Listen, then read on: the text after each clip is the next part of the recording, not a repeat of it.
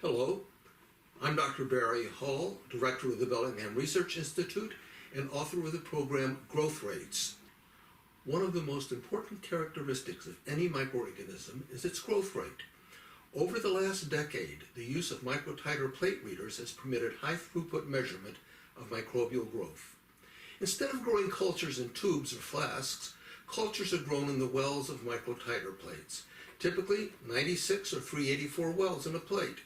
A microtiter plate reader monitors growth in the wells at intervals specified by the user. The instrument functions as a spectrophotometer and records the optical density, or OD, of each culture at each time point. It maintains a set temperature and shakes the cultures between readings to maintain a uniform suspension of the cells and to provide good aeration. Typically, it takes a couple of hours to set up all the cultures and to initiate the growth experiment.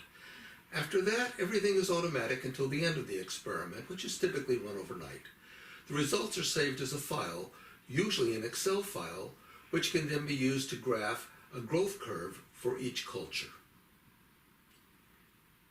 Growth curves per se are not very useful.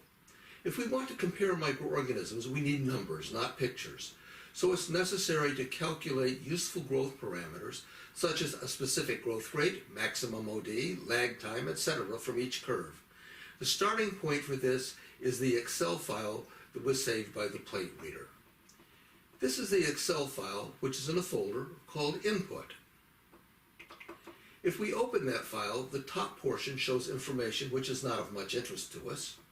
The bottom half shows the information used to calculate growth rates.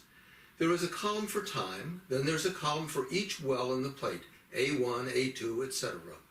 Those columns show the ODs in those wells at each of the time points. The growth curve came from plotting the natural logs of the ODs in the A1 column versus time in minutes. One problem is that times are not given in minutes, but in hours, minutes, seconds after initiating the experiment. To get from the information in the Excel file to a specific growth rate, we need to do the following things. Copy the time column into a new Excel file, then copy the corresponding ODs from that column of the particular well.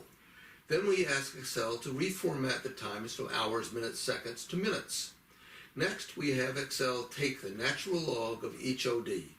We then have Excel draw a graph plotting the OD versus time.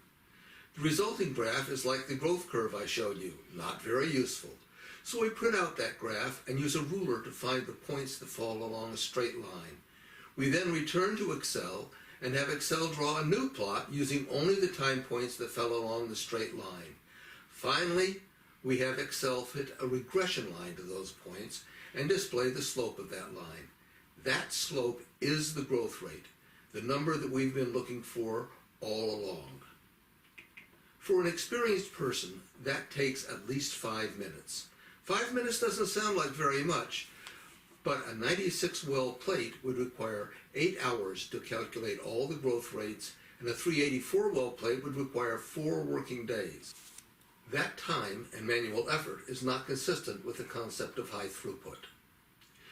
The alternative is to use the program GrowthRates, which calculates all the growth parameters for all the wells, even 384 wells, in under 30 seconds. There are 2 steps. First, save the Excel file as a tab-delimited text file. Then, run the GrowthRates program using that text file as the input for growth rates. Returning to the Excel file, from the File menu, choose Save As. Then in the Save dialog, choose the Format tab-delimited text. The folder now contains, in addition to the Excel file, the text file, biotechcitation.txt. That text file will be the input file for growth rates. GrowthRates is a command line program that is run through a terminal program. On a Mac or Linux computer, that program is called Terminal, and the corresponding Windows program is called Command Prompt. If you're not familiar with the command line programs, you'll want to see our Using Command Line Programs videos before using GrowthRate. The terminal program is a normal application that is started by double-clicking it. This is what the terminal program looks like when it opens. The bottom line is the prompt line. It shows the name of the hard drive, Scorpion, then the current folder or location, then the user's name, and finally the prompt sign, a $sign, that means type here. When terminal starts, the location is the home folder. In Mac or Linux, that is shown as a squiggly tilde sign. In Windows command prompt, the window is similar. The path to the current location, Barry, is shown by the greater than sign that means type here. The top part of this screen shows a folder named Input that contains the biotech citation.txt input file. The bottom part shows the terminal window. I draw your attention to that squiggly line, the tilde, that means current location is home folder. That location, also known as the current working directory, is very important. Directory is just a synonym for folder. Terminal can only interact with files in its current location. The input file, biotech citation.txt, is not in the home folder. It's in the folder named input. In order to use that input file, we must make the current working directory the input folder. This is called navigating to the input folder. To navigate to the input folder, we use a magic trick. We type CD, followed by a space, then we drag the input folder into the terminal window and press enter. CD stands for change directory, and everything after that is the path to the target folder. When the input folder was dropped into the terminal window, the entire path from the root of the drive to the folder containing the input file was shown. That's the magic part of the trick. The prompt, the bottom line, now shows that the current working directory is the input folder. Could we have used the CD command to change directly to the input folder without using the magic trick? No. When the location is the home folder, Terminal has no idea where to find the input folder, so it displays an error message that no such folder or directory exists.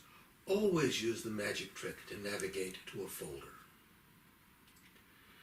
Now it's time to actually run the program GrowthRates using the biotech citation.txt as the input file. To run the program, you type the command line in the terminal window. It's actually easier to see the command line here.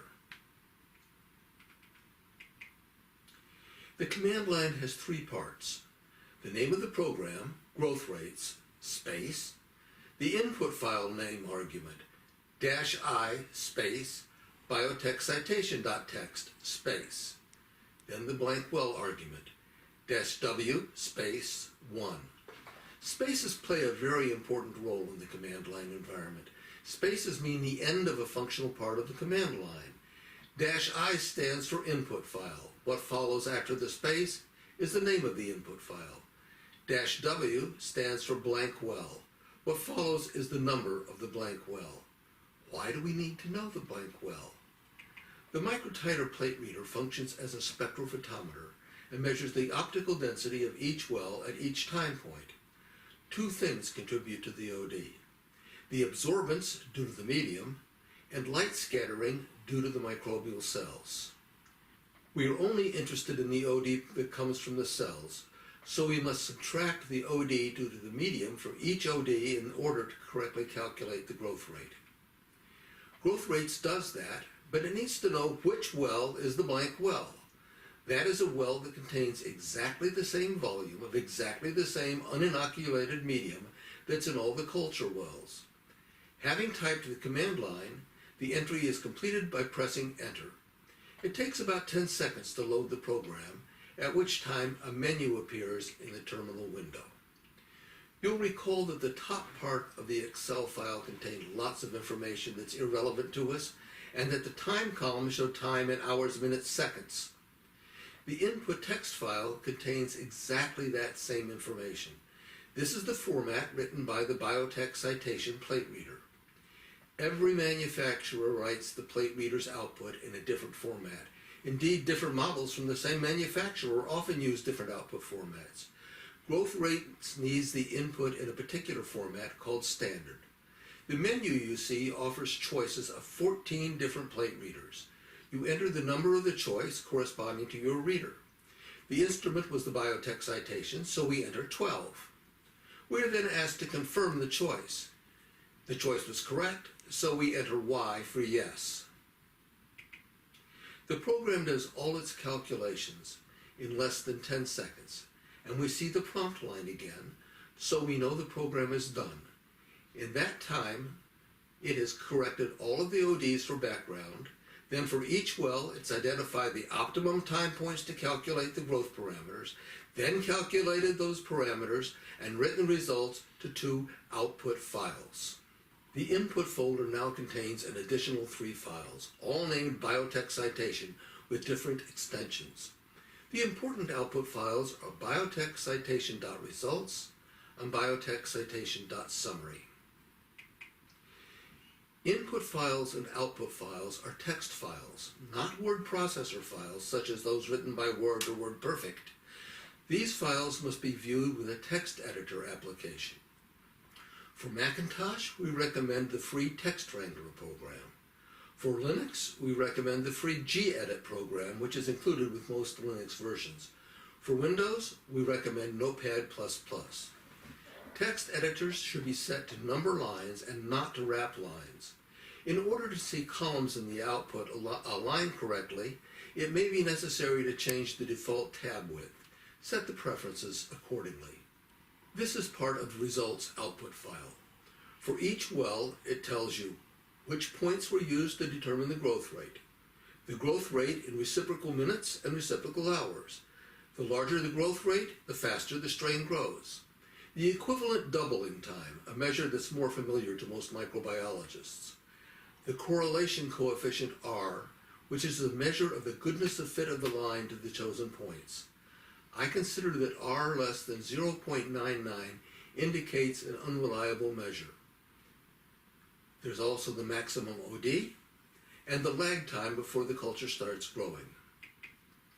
The summary file shows the most important growth parameters in a list.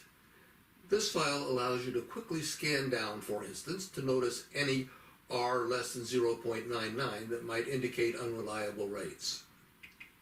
To summarize, open the Excel file written by the plate reader and save it as a tab-limited text file. That will be the input file for growth rates. Open Terminal in Mac or Linux or Command Prompt in Windows. Type CD space, don't forget the space, then drag the folder containing the input file into the terminal window. Complete the command by pressing Enter. Type the command line: growth rates space -I, myfile.txt space -W, well number, where myfile.txt stands for the name of your input file and well number stands for the number of the blank well. From the menu, choose your plate reader. Then read the output files in your favorite text editor. If you're not familiar with and comfortable with the command line environment, you should check out our videos on using the command line environment. You can find those videos and additional helpful information on our website, www.bellinghamresearch.com/support.